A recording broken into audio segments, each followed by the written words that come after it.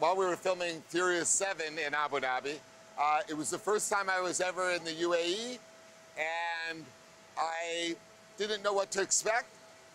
And when I got to UAE and when I got to Abu Dhabi, there was such a warm welcome from the people that, that in fairness, if someone asks me what my favorite thing about Abu Dhabi is, it's the people.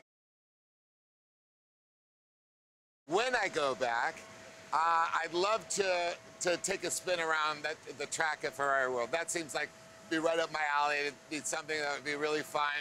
I know that Paul Walker would want me to do that. So if I go back, when I go back, I hope to take a spin around Ferrari World, Dom Toretto style.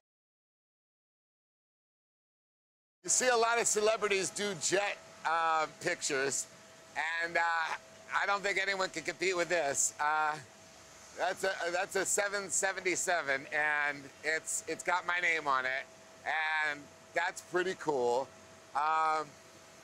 It's humbling because, you know, when you do a movie, you go into it, you know, with everything, and you put everything into it, but you have no idea what it will turn out to be.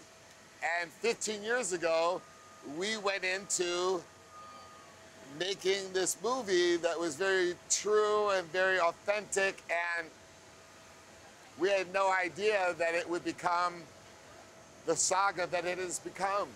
And in some ways, seeing the name of the saga on a 777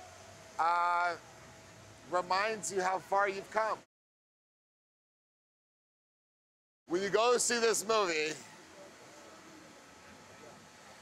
know that this movie is for Pablo. And brace yourself.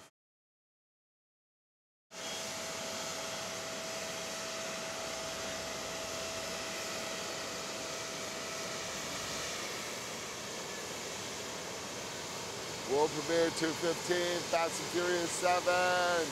Yeah, babies!